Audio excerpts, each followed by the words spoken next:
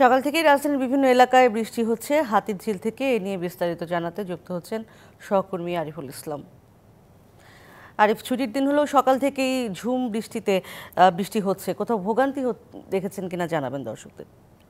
নিশ্চয়ই উর্মি, এই বৃষ্টির কারণে সাধারণ পথচারী বলেন কিংবা অফিসগামী যারাই আছেন না কেন প্রত্যেকেরই আসলে ভোগান্তি পোহাতে হচ্ছে। কারণ এই বৃষ্টিটা মূলত আবহাওয়া অফিস বলছে যে আরো আধা ঘন্টা থেকে 1 ঘন্টা এই বৃষ্টি চলমান থাকবে। তো সেক্ষেত্রে যারা অফিসগামী আছেন, কিছু কিছু অফিস যেহেতু আজকে ছুটির দিন তারপরেও কিছু কিছু অফিস খোলা রেখেছে।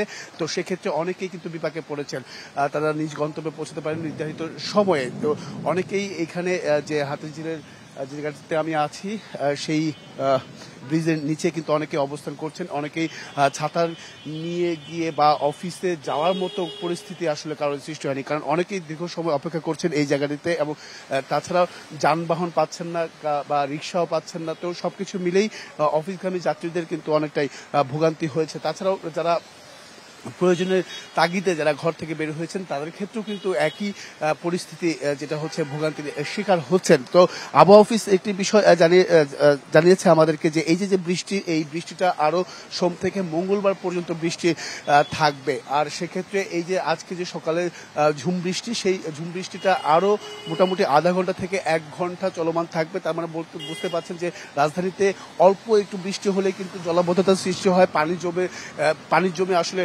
সাধারণ মানুষের ভোগান্তির আসলে শেষ থাকে না। তো সেক্ষেত্রে বলা যায় যে উর্মি, এখানে অনেকেই আছেন যারা অপেক্ষা করছেন। একটু জানার চেষ্টা করবো যে কি পরিমাণ আসলে ভোগান্তি বা তারা যে অফিসে যাচ্ছেন কিভাবে যাবেন সেই বিষয়টা একটু জানার চেষ্টা করব। আপনি কি অফিসে যাচ্ছেন? মানে কতক্ষণ ধরে বৃষ্টির কারণে আসলে ভোগান্তিটা কেমন হচ্ছে একটু বলবেন? 10 মিনিটের মতো বেশি হয়ে যাবে, এখানে এসে দাঁড়ায় আছি। আপনার তো ছাতা আছে, তারপরেও যেতে পারছেন না? বাতাসের কারণে যে জুতো এগুলো ভিজে যাচ্ছে। ওয়ালটন ফ্রিজ কিনে অনেকের মতো আপনিও হয়ে যেতে পারেন মিলেনিয়াল। সেরা পণ্যের সেরা অফার। ভাই, আপনিও কি অফিসে যাওয়ার জন্য বের হয়েছেন, কিন্তু আসলে বৃষ্টিটা কতটা ভোগান্তি হয় রাজধানীতে, বিশেষ করে এই সমস্ত এলাকাগুলোতে, যারা নিচু এলাকাগুলো যেগুলো আছে সেগুলোতে বৃষ্টিতে কি ধরনের ভোগান্তি হয়? এই যে আমরা আসতেছি, রিক্সা পাচ্ছি না, অনেক অংশ দেখা যায় যে প্যান্ট উপরে এই পর্যন্ত ফোল্ডিং করে তারপরে আসতে হইতেছে। রিক্সা ভাড়াও ডাবল, 20 টাকার ভাড়া 40 টাকা দিয়ে আসলাম।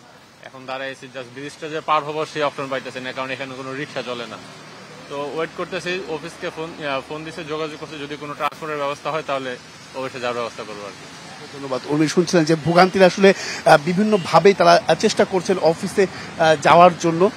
তো সেক্ষেত্রে তারা কিন্তু আসলে কোনো প্রকার যানবাহন পাচ্ছে না। আপনি দেখতে পাচ্ছেন ঝুম বৃষ্টি, এই বৃষ্টিতে মোটামুটি বলা যায় যে অনেকেই আসলে কষ্টের শেষ নেই। আমি এখানে একজন আছেন বৃষ্টিতে ভিজে ভিজে, একটু একটু একটু একটু জানতে চাই, আপনি বৃষ্টিতে ভিজেছেন কেন? আমার তো ডিউটি আছে। ভিজেছেন কেন? আমার তো গাড়ি আছে, গাড়ি চালাতে হবে, তো আমার ভিজে ভিজে করতে হবে। তারপর ভিজে ভিজে যেতে? হ্যাঁ, উপায় কি, সময় তো আর অপেক্ষা করে না। অসংখ্য ধন্যবাদ। তো উনি শুধু তারাই না, দেখুন অনেকেই কিন্তু বৃষ্টিতে ভিজে নিরুপায় হয়েই, তারা যেহেতু অফিস করতে হবে সেক্ষেত্রে নিরুপায় হয়েই তারা ছাতা মাথায় দিয়ে তারা কিন্তু আসলে অফিসে যাচ্ছেন, যেটা আসলে খুব একটা যে সুবিধা হয়েছে বা হচ্ছে তাও কিন্তু নয়, কারণ এমন বৃষ্টি বা বাতাস থাকার কারণে সেই বৃষ্টির পানিতে আসলে ভিজে যাচ্ছেন। তো সেসব তো ভোগান্তি। ধন্যবাদ আপনাকে আরিফ, ধন্যবাদ।